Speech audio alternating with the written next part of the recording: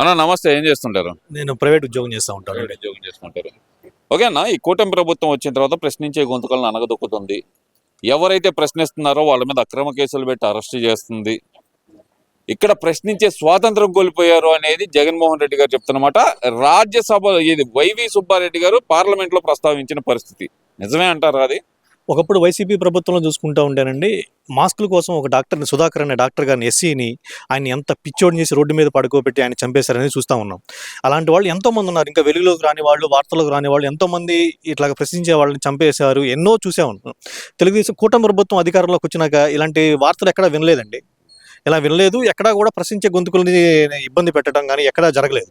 ఎవరైతే తప్పు చేస్తున్నారో, ఎవరైతే వైసీపీ ప్రభుత్వం ఉన్నప్పుడు అన్యాయాలు, అక్రమాలు చేస్తున్నారో వాళ్ళని తీసుకొచ్చి చట్టపరంగా శిక్షిస్తున్నారనేది కానీ ఎక్కడా కూడా తప్పుడు కేసులు ఎక్కడా పెట్టట్లేదండి. మీరేం పెట్టట్లేదని మీరు అంటున్నారు సార్. అంబటి రాంబాబు గారు బయటకు వచ్చి అన్యాయంగా నన్ను అరెస్ట్ చేశారంటున్నారు. పిన్నెల్లి రామకృష్ణారెడ్డి నన్ను అరెస్ట్ చేశారంటున్నారు. ఇంకా చూస్తే కనుక చెవిరెడ్డి భాస్కర్ రెడ్డి గారు వీళ్ళందరి మీద అక్రమ కేసులు పెట్టి ప్రభుత్వాన్ని ప్రశ్నించినందుకే అరెస్ట్ చేస్తున్నారంటున్నారు కదా. మరి అంబటి రాంబాబు గారిని ఎందుకు అరెస్ట్ చేశారో మేము గుంటూరులోనే ఉన్నవాళ్ళం కాబట్టి మేము చూసే ఉన్నామండి దగ్గరగా ఉండి.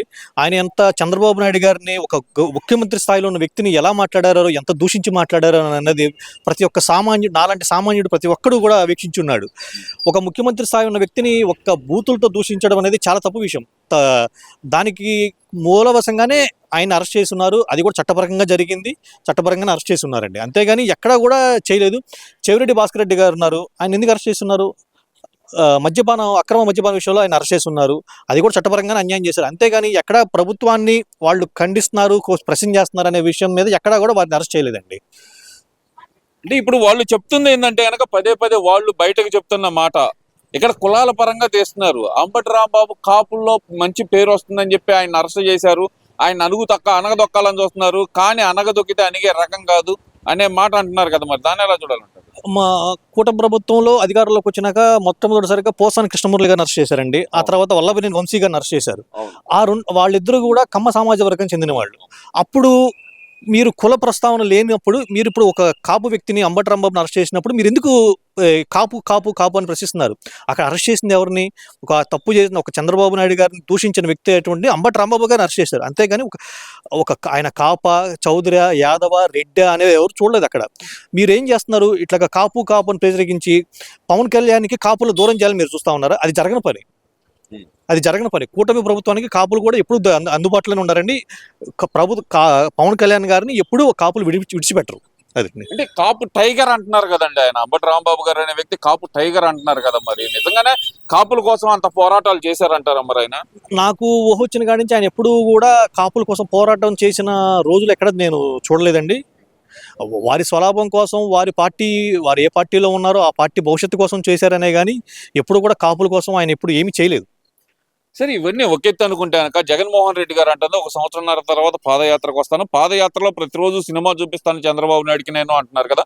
మరి ఆ సినిమా ఏందనుకోవచ్చు అంటారు? పాదయాత్రకి రావాలని కోరుకుంటున్నామండి. ఎందుకంటే కూటమి ప్రభుత్వంలో జరిగే అభివృద్ధి పనులు ఆయన కళ్ళారా చూడాలని మేము కోరుకుంటా ఉన్నాం. ఆయన లెగిస్తే తాడేపల్లి ప్యాలెస్లో, లేదా బెంగళూరులో, లేదా హైదరాబాద్లో ఉంటున్నారు. ఆంధ్రప్రదేశ్ రాష్ట్ర మారుమూల గ్రామాలలో కూడా ఆయన పర్యటించి కూటమి ప్రభుత్వంలో జరుగుతున్నటువంటి అభివృద్ధి కార్యక్రమాలు ఆయన కళ్ళారా చూడాలని మేము కోరుకుంటా ఉన్నాం. ఆయన పాదయాత్రను కూడా మేము స్వాగతిస్తా ఉన్నాం. ఆయన మా ఊరు కూడా తీసుకురావాలని వైసీపీ నాయకులు కోరుకుంటా ఉన్నాను. అంటే ఇక్కడ ఈ సినిమా చూపిస్తాను, లేదంటే నేను వస్తే కనుక మామూలుగా ఉండదు, ఎందుకని రెచ్చగొట్టే వ్యాఖ్యలు ఎందుకంటారు? ఇవన్నీ రౌడీ రాజకీయాలండి. అని చెప్పి నేను చెప్తా ఉన్నాను. ఎందుకంటే ఒక రాజకీయ పార్టీ అనేది 10 మందికి ఆదర్శంగా నిలవాలి, యువతకు ఆదర్శంగా నిలవాలనే కానీ ఉండాలని కానీ, ఇలా కానీ మేము వస్తే రఫా చేస్తాం, మేము వస్తే అది చూపిస్తాం ఇది చూపిస్తాం అనేది ఒక వైసీపీలో ఉన్నటువంటి యువతకి మీరేం చెప్తా ఉన్నారు? మీరేం చేస్తా ఉన్నారు? ఇది అనేది ఒక తప్పుడు వాక్యాలని నేను ఖండిస్తా ఉన్నానండి. జగన్మోహన్ రెడ్డి గారు అంటుంది ఏంటంటే ప్రజలందరూ నా వెనకమాలే ఉన్నారు. జంగిల్ రాజ్యం మీద, అంటే ఇది జంగిల్ రాజ్యం లాగా ఉంది ఆంధ్రప్రదేశ్ లో ప్రభుత్వం, ఈ జంగిల్ రాజ్యం మీద జనాలందరూ ఆగ్రహంగా ఉన్నారనే మాట చెప్తున్నారు కదా. అది నిజమేనా? మరి 21 నెలల క్రితం చూసామండి, 151 సీట్లు కాస్త 11కి పడిపోయింది.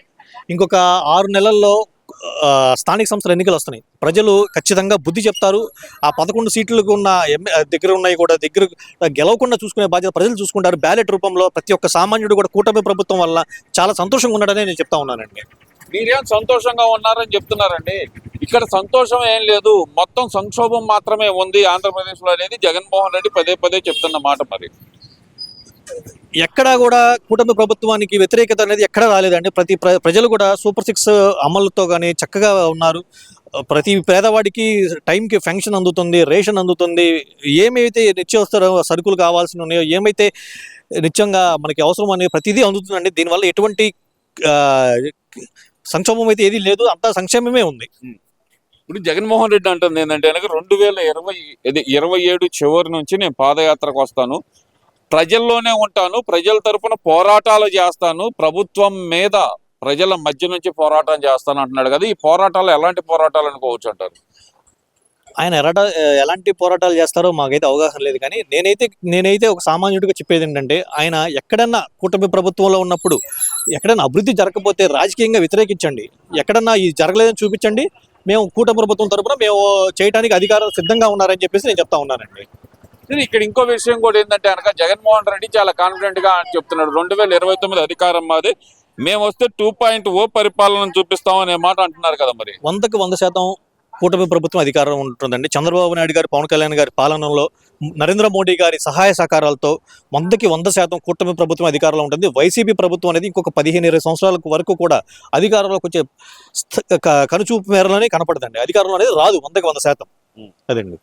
ఇక్కడ ఇంకో విషయం కూడా తీసుకుంటే గనక ఈ మధ్య కాలంలో కులాల మధ్య కుంపట్లు రేపే విధంగా కొంతమంది ప్రవర్తిస్తున్న తీరు, ముఖ్యంగా కాపులకి కమ్మలకి, కాపులకి ఎస్సీలకి మధ్య గొడవ పెట్టే విధంగా ప్రవర్తిస్తున్న తీరుని ఎలా చూడాలంటారు? మరి ఇది చాలా దారుణమైన విషయం అండి. ఒకప్పుడు అంటే కులాలు మతాలు మధ్య గొడవలు జరిగేటటువంటి, ఇవాళంతా యువత అంతా చదువుకొని ఉద్యోగాలు చేస్తా అంతా హ్యాపీగా జరుగుతున్న విషయంలో ఈ వైసీపీ ప్రభుత్వం అనేది కులాల మధ్య మతాల మధ్య విద్వేషాలు రెచ్చగొట్టి ప్రజల్లో గొడవలు సృష్టిస్తూ ఉన్నారు.